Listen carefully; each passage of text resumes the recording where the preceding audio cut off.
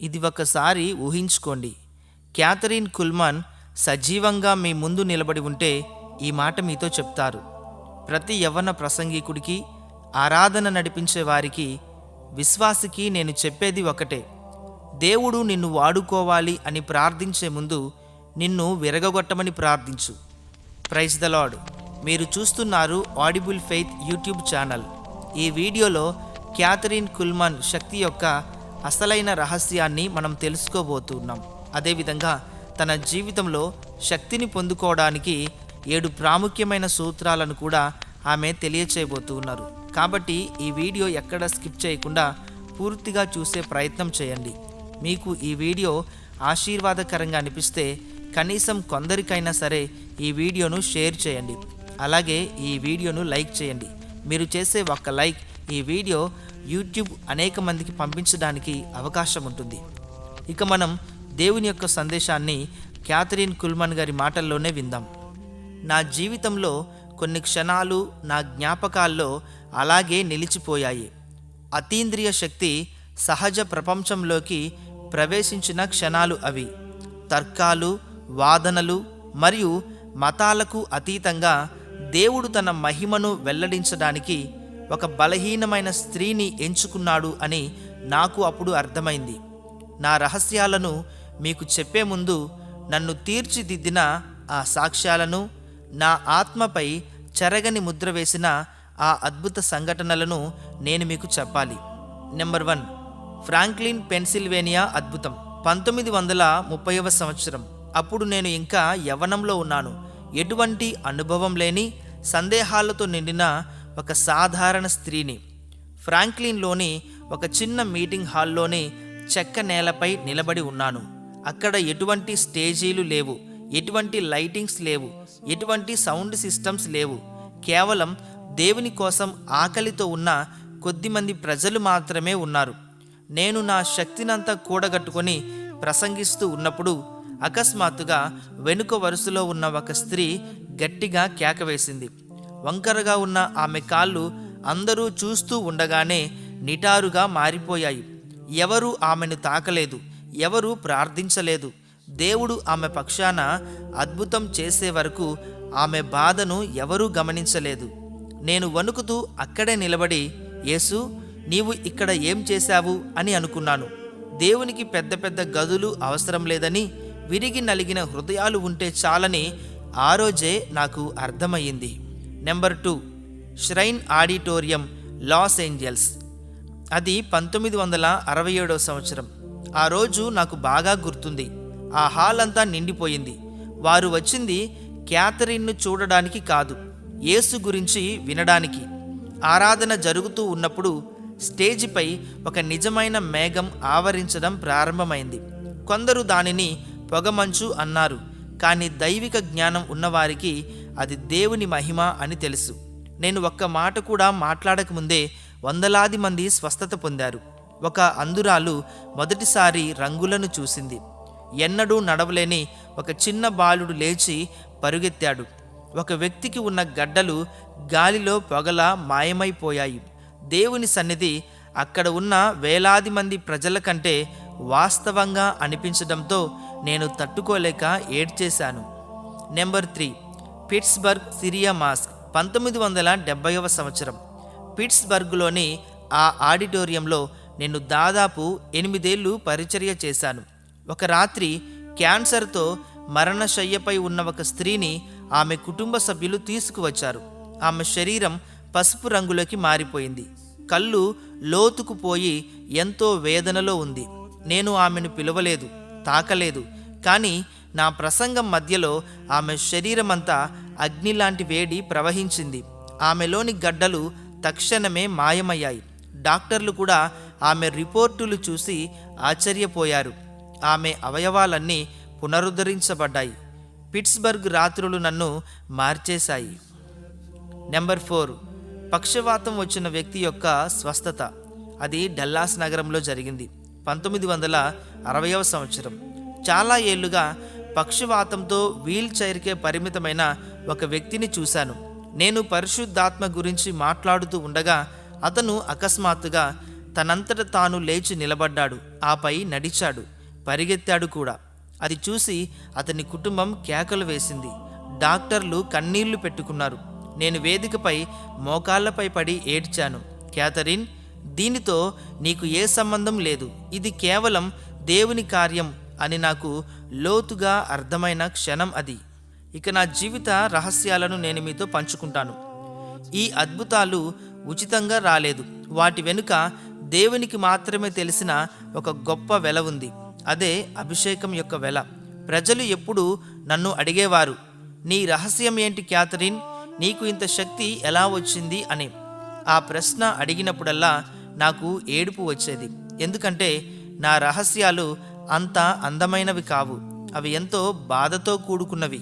Number 1, నేను ప్రసంగించిన దానికంటే ఎక్కువగా ఏడ్చాను. నేను బలహీనత వల్ల ఏడవలేదు. నేను దేవుని సన్నిధి యొక్క బరువును మోయలేక ఏడ్చాను. ఆయన పరిశుద్ధుడు, నేను పరిశుద్ధురాలను కాదని తెలిసి ఏడ్చాను. కన్నీళ్లు బలహీనతకు నిదర్శనం కాదు, అవి దేవునికి లోబడడానికి సంకేతం. విరిగి నలిగిన మనసు దేవునిని ఆకర్షిస్తుంది. 2వ రహస్యం, నా శరీరం వణికే వరకు నేను ఉపవాసం ఉన్నాను. నేను శక్తిని సంపాదించడానికి ఉపవాసం ఉండలేదు.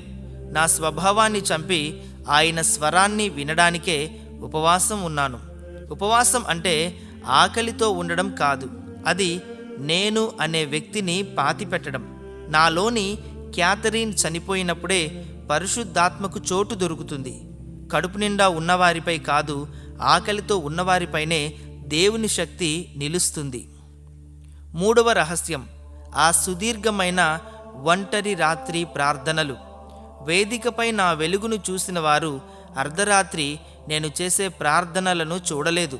రాత్రి 3, 4, 5 గంటల వరకు నేను ప్రార్థనలో గడిపేదాన్ని. అవి అందమైన ప్రార్థనలు కావు. కేవలం వణుకుతున్న గొంతుతో, పరిశుద్ధాత్ముడా నన్ను వదిలి వెళ్ళకు అని వేడుకునే చిన్న మాటలు. ఆ చీకటి గంటల్లోనే దేవుని అభిషేకం రూపుదిద్దుకుంది. 4వ రహస్యం, పరిశుద్ధాత్మను కోల్పోతానేమో అనే భయం. పరిశుద్ధాత్మను కోల్పోతాను అనే నిరంతర భయంతో నేను జీవించాను.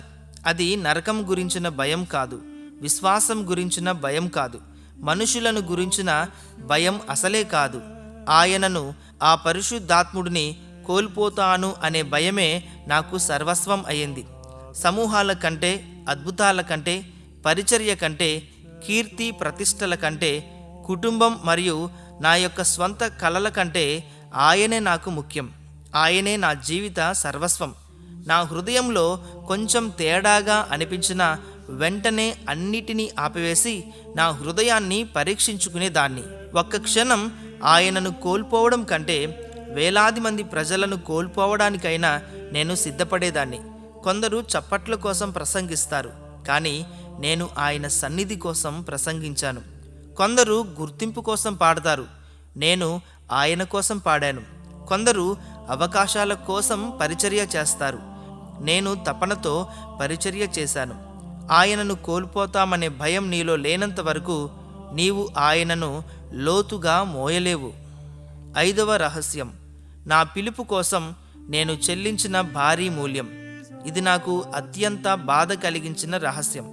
నేను ప్రేమించిన వ్యక్తికి దూరంగా నడిచి వెళ్ళిపోయాను. నేను కోరుకున్న భవిష్యత్తును, తోడును, భద్రతను, సాధారణ జీవితాన్ని వదులుకున్నాను. అది నన్ను చంపినంత పనిచేసింది. దేవునికి లోబడడం మరణంలా అనిపించింది. ఆయన కోసం వెళ్ళిపోవడం నన్ను నేను సమాధి చేసుకున్నట్లు అనిపించింది. కానీ ఆ మరణమే నా పిలుపుకు ప్రాణం పోసింది. కొన్ని అభిషేకాలు కేవలం హృదయం పగిలినప్పుడు మాత్రమే వస్తాయి. 6వ రహస్యం, అజ్ఞాతంలో ఉండడానికి నేను మొగ్గు చూపాను. ప్రఖ్యాతి రాకముందు, వేదికలు ఎక్కకముందు దేవుడు నన్ను దాచిపెట్టాడు. మెట్ల వెనుక, చీకటిలో, ఎవరికీ తెలియని మారుమూల ప్రాంతాల్లో ఆయన నన్ను దాచిపెట్టాడు. నా పేరు ఎవరికీ తెలియని సంవత్సరాలు ఎన్నో ఉన్నాయి. నేను వేదికపై నిలబడి ఆయనకు పూర్తి మహిమను ఇచ్చేలా ఆయన నన్ను పూర్తిగా విరిచే వరకు నన్ను దాచిపెట్టాడు. కొందరు వెలుగులోనికి రావడానికి తొందరపడతారు, కానీ పాత్ర సిద్ధపడే వరకు ఆయన నన్ను అజ్ఞాతంలో ఉంచాడు. ఏడవ రహస్యం, నా గర్వాన్ని విరగగొట్టడానికి నేను దేవునికి చోటిచ్చాను. దేవుడు నన్ను పైకి ఎత్తిన ప్రతిసారి, క్యాథరిన్ అనుకువగా ఉండు అని ఆయన నా చెవిలో చెప్పేవాడు. నేను ఒక శూన్యం, అది నాకు తెలుసు. ప్రతి ప్రశంస ఒక హెచ్చరికలా, ప్రతి చప్పట్లు ఒక ప్రమాదంలా, ప్రతి విజయం ఒక పరీక్షలా అనిపించేవి. గర్వం నన్ను తాకితే చాలు, వెంటనే మోకాళ్లపై పడేదాన్ని. గర్వపడే వారిని ఆయన నమ్మడు, విరిగి నలిగిన వారినే ఆయన నమ్ముతాడు. శక్తి గురించి పరిశుద్ధాత్మ నాకు నేర్పిన పాఠాలు. దశాబ్దాల కాలం ఆయనతో నడిచిన తరువాత నేను నేర్చుకున్నది ఇదే. శక్తి అంటే శబ్దం కాదు, శక్తి అంటే ఆడంబరం కాదు, శక్తి అంటే ప్రదర్శన కాదు, శక్తి అంటే ఆకర్షణ కాదు, శక్తి అంటే పవిత్రత, శక్తి అంటే లోబడడం, శక్తి అంటే విరిగి నలగడం, శక్తి అంటే దేవునితో ఆత్మీయ అనుబంధం. మీకు మరింత శక్తి కావాలంటే మీరు మరిన్నిసార్లు విరగగొట్టబడాలి. మీకు లోతైన అభిషేకం కావాలంటే మీరు పూర్తిగా ఆయనకు సమర్పించుకోవాలి. మీకు గొప్ప మహిమ కావాలి అంటే మీరు గొప్ప వినయంతో నడవాలి. మీరు ఆయన శక్తిని నటించలేరు, ఆయన సన్నిధిని సృష్టించలేరు. మీరు మరణించినప్పుడే ఆయన మీలో జీవిస్తాడు.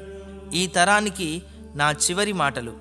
ఈరోజు క్యాథరిన్ కుల్మాన్ సజీవంగా మీ ముందు నిలబడితే ప్రతి యవ్వన ప్రసంగికుడికి, ఆరాధన నడిపించే వారికి, విశ్వాసికి నేను చెప్పేది ఒక్కటే. దేవుడు నిన్ను వాడుకోవాలి అని ప్రార్థించే ముందు నిన్ను విరగగొట్టమని ప్రార్థించు. అభిషేకం మీకు ఎంతో ఖరీదైనది. అది మీ సర్వస్వాన్ని అడుగుతుంది. అది మీకు ఏమీ ఖర్చు కాకపోతే అది అభిషేకం కాదు, కేవలం ఒక ప్రదర్శన మాత్రమే. మీ భయాన్ని, మీ రాత్రులను, మీ ఒంటరితనాన్ని, మీ గుండె కోతను, మీ కలలను, మీ గర్వాన్ని, మీ గౌరవాన్ని, మీ సుఖాన్ని, మీ ఇష్టాన్ని అన్నింటినీ ఆయనకు ఇచ్చేయండి. మీ దగ్గర ఏమీ మిగలనప్పుడు నీవు కేవలం ఒక పాత్రగా మారి, పరిశుద్ధాత్ముడా నన్ను వాడుకో, లేకుంటే నన్ను చంపేయి అని ఎప్పుడైతే ప్రార్థిస్తావో, ఎప్పుడైతే వేడుకుంటావో, అప్పుడు నేను జీవించిన రహస్యం నీకు అర్థమవుతుంది. ఆ వెల చాలా ఎక్కువ, కానీ ఆయన సన్నిధి ఆ వెల కంటే ఎంతో విలువైనది. ప్రియమైన స్నేహితులారా, ఇప్పటి వరకు మీరు క్యాథరిన్ కుల్మన్ గారి యొక్క ఆత్మీయ సందేశాన్ని విన్నందుకు మీకు హృదయపూర్వక కృతజ్ఞతలు.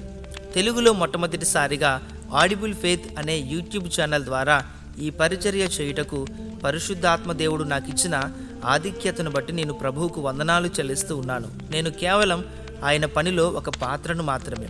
అయితే నా ప్రయాసలో మీరు కూడా పాలిభాగస్తులు కావాలి అంటే ఈ వీడియోను అనేకులకు షేర్ చేయండి. అదేవిధంగా మీ వ్యక్తిగత ఆత్మీయ సలహా సూచనల కొరకు, ప్రార్థన విజ్ఞాపనల కొరకు మరియు ఈ ఛానల్ కొరకు మీరిచ్చే మద్దతు కొరకు డిస్క్రిప్షన్లో మా వాట్సాప్ నంబర్ ఉంటుంది. తప్పకుండా సంప్రదించగలరు. దేవుడు